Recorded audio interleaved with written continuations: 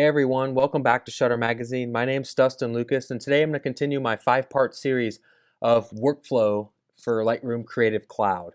Now today I'm going to be talking about part 2, which will be catalog management. And usually it's something that's sort of secondary or an afterthought to a lot of photographers and thinking about, well, how are you managing your catalogs? You're thinking about the shooting, the inputting of the data, backing it up and editing it, and you sort of just skip past a workflow or how to utilize Lightroom for all that it has for performance and just for organization. So I'm going to kind of go through a few things, starting by creating simply just creating a catalog. So what we're going to do is we're going to open up Lightroom, and what we're going to do is we're going to create a catalog.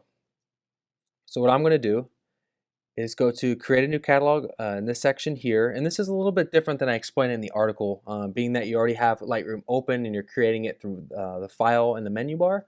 But what we're going to do is creating a new catalog here. I'm just going to name this, stick with the client named catalog is what we'll start out with the first thing. So we're just going to do short, let's see, short wedding catalog, and I'm just going to tag it, since this is specifically for the my client or the job name. I'd like to save it with the raws, and that's very important to have everything kind of all together. So I'm going to save this catalog with my raw files, and since they're all sort of saved here, I'm going to keep this, and I'm probably going to, I think it's perfectly fine to keep it named as it is in a folder. Let's keep that outside here, so that way it doesn't get mixed up with my raw. So I'm going to go ahead and create this catalog here and wait for Lightroom to open up. Now I talk about in the article the difference between doing a client-based catalog or a master catalog. And so for this would be for if you're creating separate catalogs per client.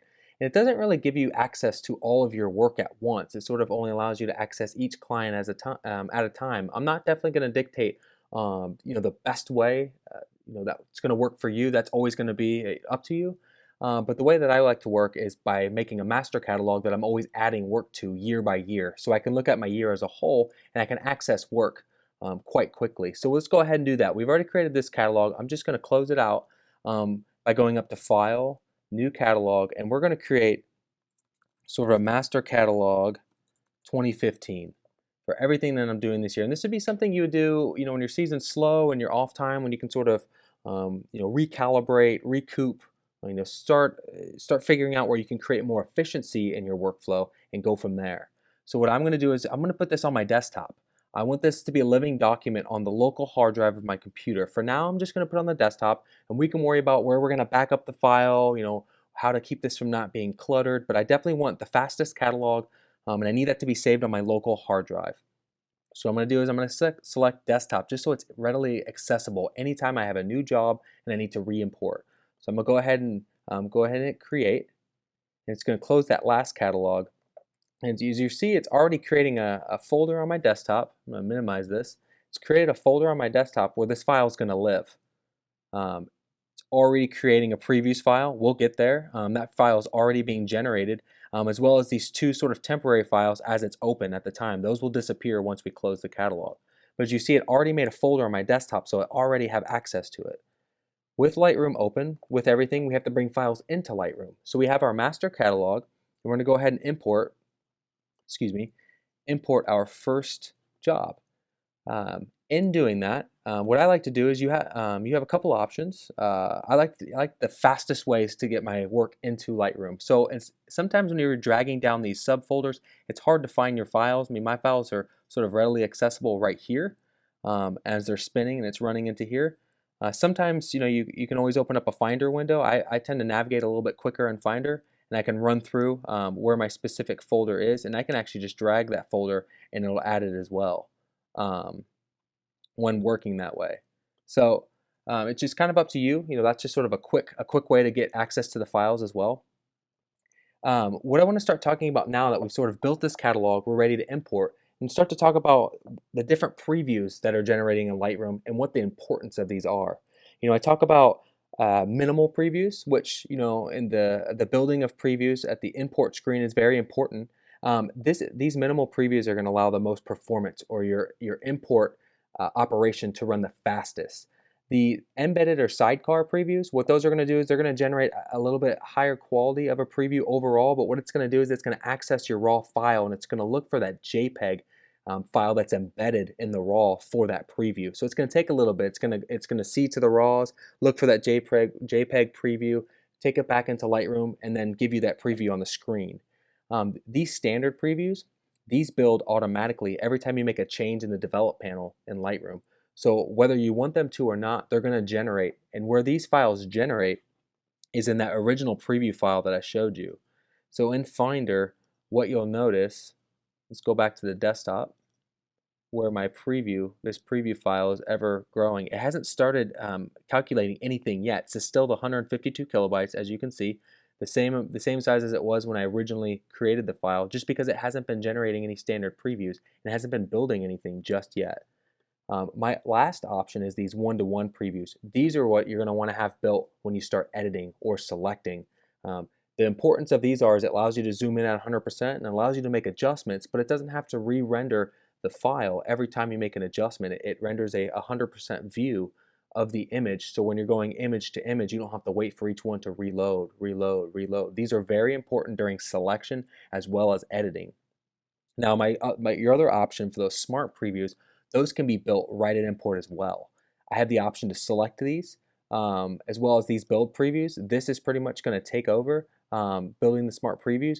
These are a separate type of preview than all four of these styles here. So once we build the smart previews, none of these are actually important or actually need to be built. So that's where it starts to become a question of, well, how are you selecting your work? How are you editing your work? If you're doing the selection in Lightroom, which I'll be covering in the next my next workflow, my part 3 with the processing of files, I'm going to be working with smart previews because I am going to be doing my selection and my calling in Lightroom. So what I'm going to do is go ahead and allow these smart previews. I'm going to uncheck this for now, just to sort of show you what you would normally do when bringing these files into Lightroom. You have the option to keep minimal. That's where I'm going to leave it for now and just let the job import.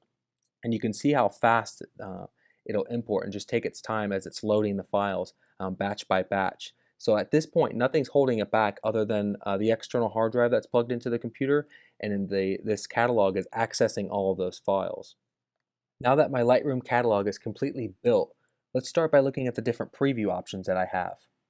So since I originally selected all the files to do a minimal preview, what it's going to start doing is generating these standard previews in the background. And what you'll notice is that this at 110 and this file is growing because it's building those standard previews in the background.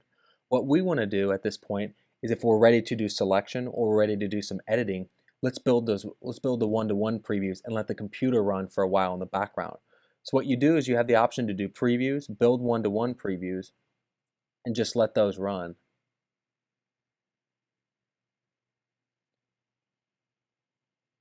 And so what you're going to notice is it's going to build those one by one and run through here. And back in our Finder window, and it's very important, and I stress this in the article, to keep this previews file in the same folder as your master catalog. That will always increase your speed, as well as it'll build those and keep the catalog much more organized. But as you're going to see, is this file is going to start growing as it's building those standard those one-to-one previews for all those RAWs. And the importance of this is instead of Lightroom having to access the full-size RAW in order to generate the preview, in order to make any adjustments, what this one-to-one preview is doing in Lightroom is all of the work's going to be from the preview that's saved in the file, rather than always having to access that large RAW file. And that's where you're going to gain the performance. And you're not going to have to worry about, when you're going through each of these images, for each of them, see how much faster that is for it to cycle. It doesn't have to sit there and think anymore. Because those one-to-one previews, it's a night and day difference. Now, if we go down to some files where those previews aren't built yet, that's where you're going to run into some loading issues. As we go further and further down, if we just cycle all the way through these, now we're getting into the loading, because now it's going to have to regenerate this preview and then regenerate this preview. But as it starts going one by one, you'll notice is you'll always have the ability, once they're built, they're done. There's no loading. So once it builds each file, you see how much quicker this can be. So we can go into loop mode, and this is something I'll definitely get a little, cover a little further in the processing of files. But it allows us to go through the images and just view them at at the same speed as you'd get in Bridge, or almost as quick as you'd see in Photo Mechanic. So as you can see, and we're already getting a little off track here, but I just kind of want to show you how important building these previews are for the speed of your catalogs. If this is new for some of you, or some of you are, you're building previews, or you just use other programs, that's perfectly fine.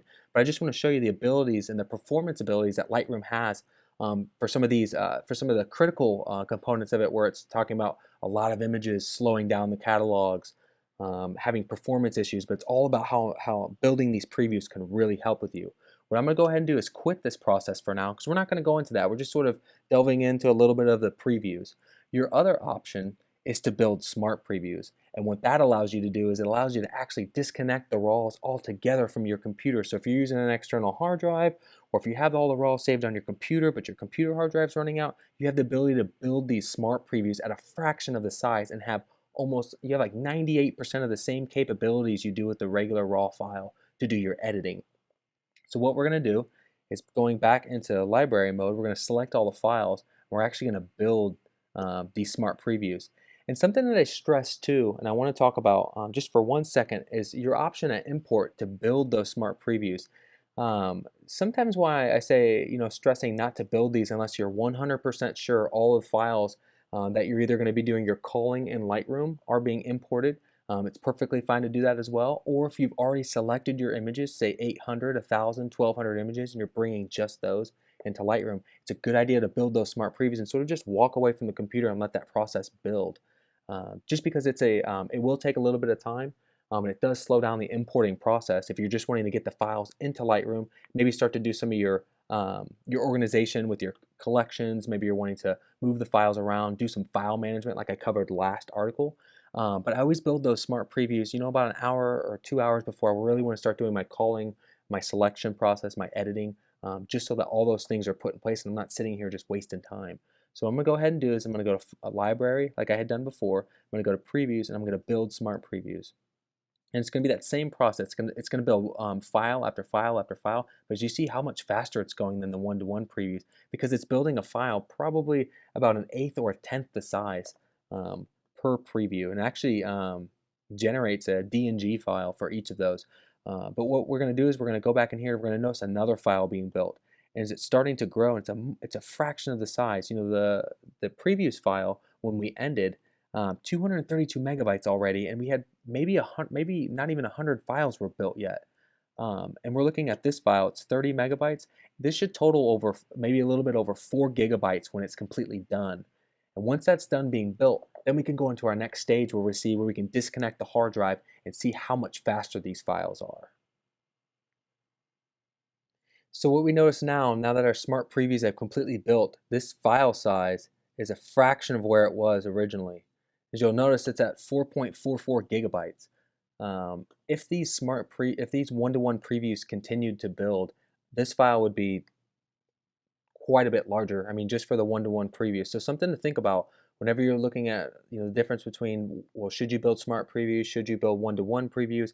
It all depends on how you're working in Lightroom. And when you have more files, you want to reduce the file size and the amount of files that Lightroom has to access in order for these previews. And if you use a smart previews file in order to access the different previews for each of the RAWs, it's going to create so much less problems for you overall. So what we're going to look at here is I'm actually going to disconnect my hard drive altogether to where the RAWs are actually going to disappear, but it's not going to mean anything as far as what's going to happen to my file. So what I'm going to go ahead and do is, selecting on any of these files, I have the full ability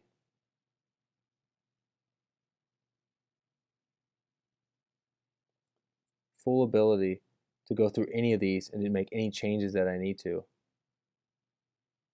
And so as you notice, there's a little bit, it's going between each of these files, and it gets used to it. It has to sort of think, realign. And these are with the smart previews. They're going to be, because the files, it's a little bit different than the one-to-one. Because I don't have the RAWs attached, I don't have that little bit of that processing power. So I'm not going to say working with the smart preview catalog is necessarily always going to be faster. But it's definitely going to have a little bit different of a relationship, especially on file size. You don't have to have the RAWs connected. The The one-to-one previews seem to be a little bit faster, and if that's something that you're interested in doing, if you can have your original files linked to the catalog, you don't need to build the smart previews, you just need to build the one-to-one. Those ones take quite a bit longer to build overall, but if you have that time, you know, that might be a better option for you overall. But what this does is this gives you pure mobility. It's going to give you a question mark because your original files are gone, but you still have the full capabilities of these files. And you'll notice here that it's saying that I have my smart previews listed, all 5,256 files, versus in the missing category, in the originals and smart preview category, or in the originals altogether. You want to make sure you're disconnecting your hard drive so that way it doesn't have to access any of those other files when you're going between each one. And that's not too much of a lag time. You know, I can settle with that. You know, maybe on a selection process, I might not want that same kind of lag time. Maybe the one-to-one previews, but at least for editing's sake, or you know, for the file size difference, it's pretty much no comparison. What I want to look at now is sort of looking at, well, how can you export this catalog, and what usage do you have there? And what we can do is I can show you a couple different options here. With all of the files selected, I can right click here and I can export this folder as a catalog. I also have the option to go File, Export as a catalog here. And these real quick few options for you, which are quite great. And I'm going to plug back in the hard drive just to sort of show you what this option, a few of the options are here for you. So in canceling that, I'm going to let my Canon hard drive sync back up to the files. So now, as you notice, all of them are switching over to the original plus smart previews. So what I'm going to do is just say, for instance, I want to select just some of my rated images, and I'm just going to choose the 5-star so it's not as many files. So 862 files I'm going to go ahead and select. And if I select, let's just break down into here. Maybe I just want to get just a few of these together, just for the sake of time and just showing you how this works. I'm just going to select these 10 images. What I'm going to go ahead and do is I'm going to go to File, I'm going to go to Export as Catalog, and I'm going to choose to keep the export negative files, include build previews. Sure, I'll keep those as well, and we'll go ahead and just build include smart previews. We'll do this all at once into this one folder. So what I'm going to do is I'm going to make a new folder altogether and just say groom. Let's see here. Let me just name short family. We'll just do groom groom shots, just for the sake of just showing you what all 4 of these options here do for you. So I'm going to go ahead and just export this catalog, and it's going to run its process. Shouldn't take too long at all, pretty quick. So what I'm going to do is cycle back to Finder, and I'm going to go and see these files, and we'll see what actually built in here. So what you're going to notice is you're going to have a new catalog altogether, and let's just go ahead and open it up. This is an option that we're going to be looking at next for backing up the catalog as soon as I get this going.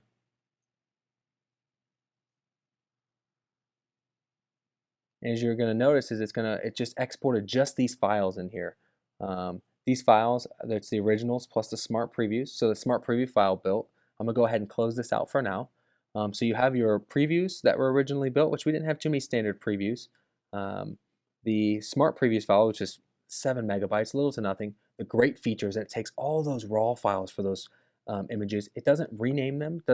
All it does is duplicate the exact file name and puts them into a folder. I think this is pretty huge.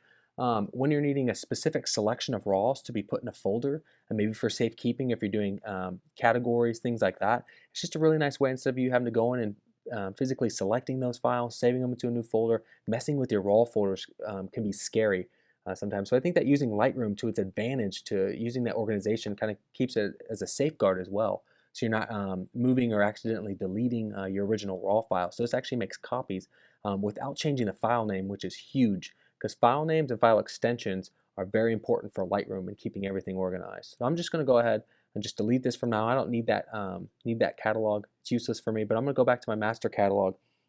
And what we're going to do is we're going to go in and we're going to learn how to look at some things to optimize the catalog. First thing you can do, selecting all the files, we can go to File, Optimize the Catalog. Seems simple enough. I'm going to go ahead and hit Optimize. It's going to take its a little time, run a little check on it, and then what this is going to do is it's going to optimize the catalog and sort of clear out your raw cache. It's going to make sure that the catalog is at optimal performance. And that brings up our next sort of option. So what you have in the Lightroom in preferences, and starting to tweak some of these preferences in Lightroom to optimize its performance. So what I like to do is go into file handling, and you'll notice here that I have my maximum size at 1 GB. That is not very good to do. You definitely want to keep this maximum size at sort of what your average wedding would be. This average the raws for this catalog, excuse me, the raws for this job that I'm using right now is up to 100 GB right now for these raws. So I'm just going to go ahead and put it at 100 for now. Right now, it's the chosen place is it's sort of on auto default in the camera raw cache. I'm just going to go ahead and purge cache for now and sort of free that up. This is very important, when you're looking at, when it's every time you make an adjustment, it's creating a file and saving it there. So you want it to be on your local hard drive, and I think it's perfectly fine to leave it into this default location for now. You can definitely read up on scratch disks and other ways to optimize file performance and where those files are going. But I think for now, it's fine to keep it in the default folder. A really big option in Creative Cloud is they included this performance graphics processor to where the GPU is being utilized. If you're not on a 5K monitor or have a high-end graphics card for Creative Cloud, I would definitely suggest unchecking this altogether. It hinders a lot of performance up front, and it might have been giving me a little bit of my slowness at the beginning. And what you'll notice here is in going through these files, it's always important to just see what that lag is between file to file. As it goes from each one, it doesn't seem like I've really gotten, it's got the original files here with it. I'm going to kind of go through, I'm going to disconnect this all together, go to a different selection in my, let's see here. Let's kind of go through some of my picks real quick for this job. Just kind of go through and see how fast it's going to load for each of these images. Seems like my computer is kind of huffing and puffing right now. It's kind of going. Let's see if it's building those standard previews in the background. We definitely want to turn off. It's building a preview every time I make a change. It's running that process. Let's see here.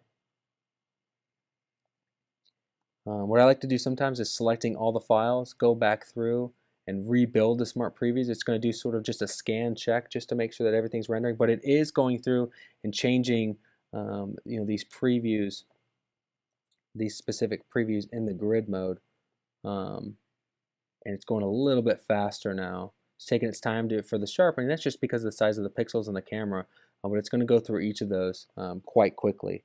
Another thing that I wanted to sort of look up is you have some catalog settings that you can change as well. You definitely want to make sure automatic write changes into XMP is unchecked, because every time you make a change, that's a process that's gonna run continuously in the background. That can be very, very annoying. Another thing is we're looking at file handling, so you can look at standard preview size. And as I talked about initially with my computer, looking at the specific screen size. My screen size is set up to 1920 by 1200, so it would be appropriate for me in Lightroom to choose an option, in my catalog settings, and this is going to be catalog to catalog, but I have 2048 chosen, which is great. It's going to give me the correct amount of pixels. I put the preview quality to low just so it loads each image faster. That's very important. And as you're going back through here, you have the option of showing when you want backup to choose every time, and this is very important. I like to have it every time I exit Lightroom, I like the backup window to pop up, and that's the next section we're going to talk about, and just sort of backing up files. So I'm going to go ahead and I'm going to quit out of this catalog, and it's going to pop up the backup options. So as you're noticing here, you still have the ability to choose when it's asking you to back up. You also have your folder location, and we talked about in the article, great place for you to save catalogs. I save mine on my OneDrive. But saving it on a web-based or a cloud-based storage is really great to have your backup. In the case that this hard drive that I'm working on right now were to crash, I have a backup of this catalog. So let's say that I want to let's just save, I don't have my OneDrive connected specifically to here, but let's just go ahead and save it to my Dropbox folder for now. I'm going to go ahead and choose that and see if it'll let me just drop it in there. And I'm gonna go ahead and test the integrity of the backup. That's perfectly fine to keep check, and also the optimize the catalog after backing up. So it's gonna optimize it every time, so we don't have to go to File and click that option. So we're gonna go ahead and hit backup, and it's gonna run its little process.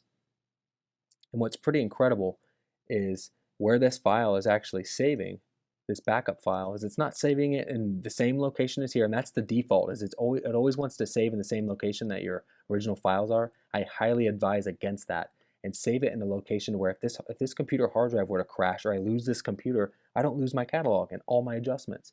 But what you're going to notice here is this file here is syncing, and it's actually saving a zip file for me. So once this is done syncing, it's going to finish up in just a second. Got the check mark. I can unzip this file, and my master catalog is actually allowing me from the Dropbox. I can open up this catalog, and I have the exact replica of the last time that I opened it up. So what I'm going to do is I'm going to go through and selecting all the files. The only last thing you need, and since it's saving this catalog file, is you're going to have to rebuild the RAW. So that would be the only downside. So with this, those previews, you're going to lose those previews unless you're going and resaving those every time. That is an option. You know, I could go in and it's already generating preview files, and it will once I link it to the RAWs. But that's one thing you will lose. You know, whatever you do when you're backing it up, it's only backing up that catalog file, because the catalog file is the important part. As long as you have the RAWs, I can always relink back to these RAWs by clicking there, finding missing window. Let me go in here and find where my actual, I think I already disconnected the Canon. Let's reconnect it, get this to pop up, and all my previews are going to generate again. And this is huge for backing up. I'm going to go here, I'm going to hit select, and so I still have all of my files. I hit choose, and all of my files are back in here, but I get all of the adjustments and everything that I saved by backing that file up. It's going to run a little bit slower. I definitely don't want to run it from you know, from this Dropbox folder. I'd probably drag it local to my desktop and restart again. But this gives you the ability to save your catalog in 2 different locations. See, what I have it saved is on my desktop. I have my master catalog saved, as well as I have it saved on my Dropbox folder that'll continually update that. So every time I quit this folder, it's going to ask for me to back that up. So I'll go ahead and hit back up again. So it's always going to give my latest copy to the Dropbox folder, as well as every time I close out of Lightroom, which is huge, huge for this. And it's going to generate a new folder, and it's going to zip a new file. And it just does that. That's just a quicker way for it to save it, and it saves it in a compressed, secure file management system. So that's all I have for you guys for now. Next month, we're going to be looking at processing files. That's selection and editing. So if you have any questions, definitely write in. Let me know. Let me know what workflows you're doing, what works best for you that I didn't cover, you know, in this part 2 workflow. So I look forward to talking to you guys next month, and we'll go from there.